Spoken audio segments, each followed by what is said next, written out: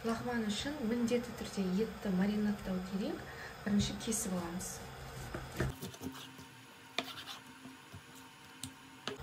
Кафелерде әдетте сондай жұқа етіп кеседі, соған ұқсатып кесемін.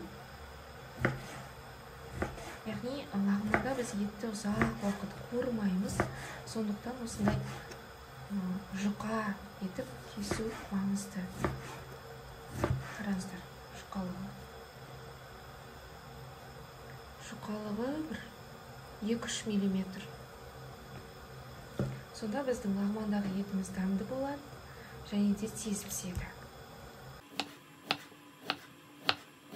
Етіміз толық жібімеген болса, сәл қатты болса, онда жақсы кесіледі.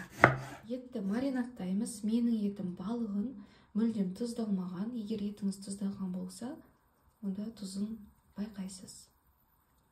Жарты шай қасық қосамын. Бір ас қасықты толтырып, жүгері крахмалын қосамын. Дәл осылай бір ас қасықты толтырып, соя тұздығынан қосамын. Мына жерде менде небәрі 320 грамм ет. Бұл мөлшер үшін бір жұмыртқаның жартысын қосамын. Егер 640-600 грамм етпен дайындасаңыз, онда бір жұмыртқаны түгелдей қосасыз. Енді осыны мұқият араластырамыз. Соя біздің етімізді жұмсартады. Шамамен 3 сағатқа осы маринадта қалдырамыз. Тоңазытқышта осы маринадтың ішінде етімізді 3 күнге дейін сақтауға болады.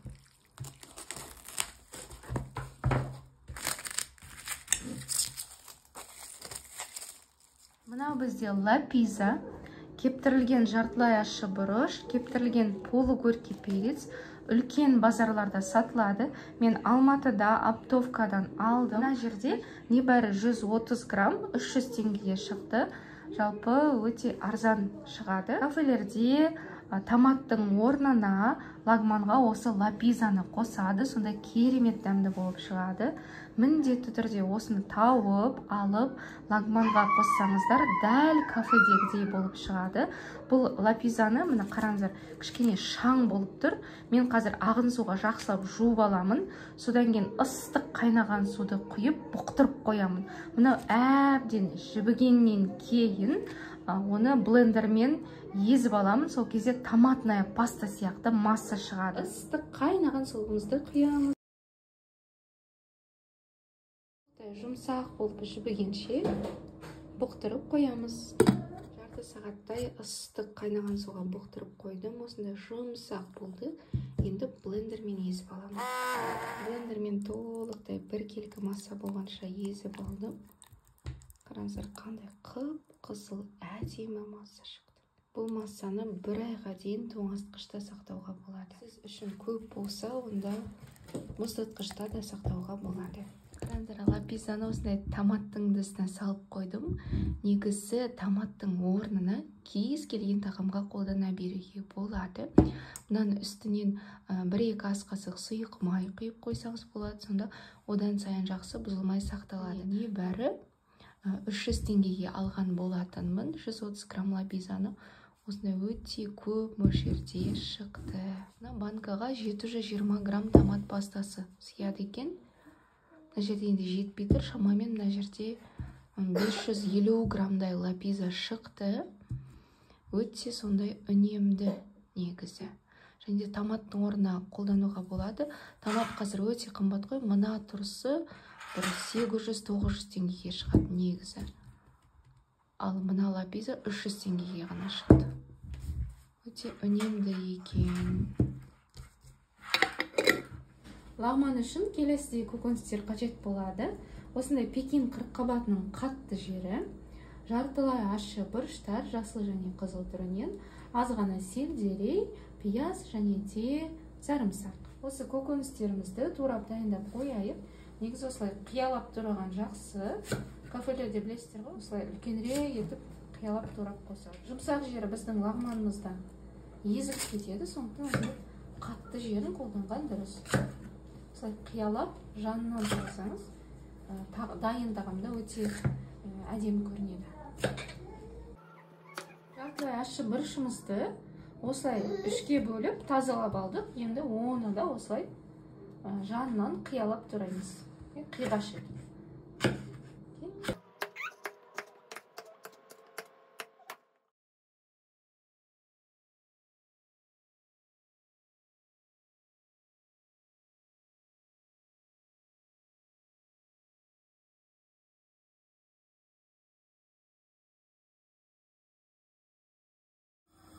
Гойры лагман дайындаймыз. Ең алдымен етті көбірек майда қуырып алуымыз керек.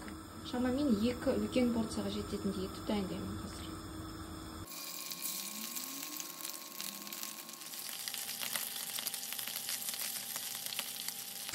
Еттерімізді бір-біріне ажыратып, тастап қуырып аламыз.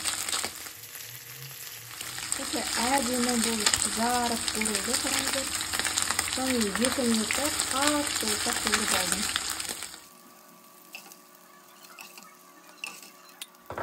Ыдысымыздағы майды азайтамыз. 2-3 ас қасықтай май қалдырдық. Енді пиязды қуырамыз. Енді мөлшерде жарты пияз. Және сарымсағымызды қуырамыз. 1 сарымсақты майлап қуырадым. Пиязды орташа отта қызарғанша қуырып алдым. Енді жаңағы етімізді қосамыз. Енді біздің лапизамызды қосамыз, қараңыздар қандай әдемі. 1 ас қасықты толтырып қосамыз. 3-тен 1 шай қасық осындай қуат жыл приправасын қосып жібереміз. Ешқандай томат мұндай қып-қызыл әдемі түс бермейді, және де керемет дәм бермейді. Сондықтан міндетті түрде лапизаны тауып қосуға тырысыңыз. Енді мүлдем болмай жатса, әрине томат пастасын қосып жіберуге болады. Біз су қосамыз. Бір бұрқ еткізіп аламыз. Қараңыздар қандай қанық қып-қызыл түс, ешқандай томатсыз. Тек қана лапизаны көрмедім. Ет әртүрлі болады. Тез пісетін болады, көбірек уақыт пісетін болады. Ет піскенше осылай бұқтырып, баяу отта бетін жауып қалдырамыз. 5 минут қана баяу отта бұқтырдым, етінің дәмін көрдім, сондай жұп-жұмсақ. Енді Пекин қырыққабатын қосамыз. Және де біздің бұрыштарымызды қосамыз. Енді бір бұрқ етіп қайнатып алуымыз керек. Және де сельдерейден қосып жібереміз. Және де осы сәтте бізге китайский уксусты қосу керек. 1 ас қасықтай. Мұқият араластырамыз. Қажет болса су құямыз. Негізі кафелерде ең алдымен етті көп майға қуырып алады, содан кейін Пекин қырыққабатын көп майға қуырып алады, содан кейін бұрышты да көп майға қуырып алады. Ол енді өте көп уақытты алады, және де өте майлы болып кетеді. Сондықтан мен тек қана етті майға қуырып аламын. Ал мына көкөністерді майға қуырмай-ақ осылай өзінің суына бұқтырамын. Қаласаңыз, мен айтқандай барлығын бөлек-бөлек майға қуырып жасасаңыз болады. Мен әдетте үйде тек қана осылай жасаймын. Және де судың орнына имбирь мен чесноктың суын құяды. Бірақ біз имбирьді қайдан іздеп жүреміз? Сондықтан рецепті мен жеңілдеттім. Қаласаңыз, имбирь мен чеснокты солай тұндырып қойып, имбирь мен сарымсақтың суын қоссаңыз болады. Мінекей. Енді осы сәтте бізге дәмін көру керек. Тұзы аз болса, кішкене тұз қосамыз. Осылай батып тұратындай су жеткілікті. Енді дәмін көреміз осы сәтте. 1 шай қасықтай қосамын.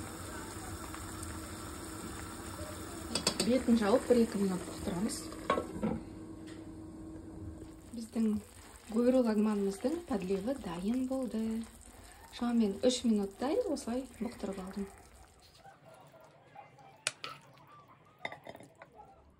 Менде шын мәнінде 2 порциядан көбірек шықты.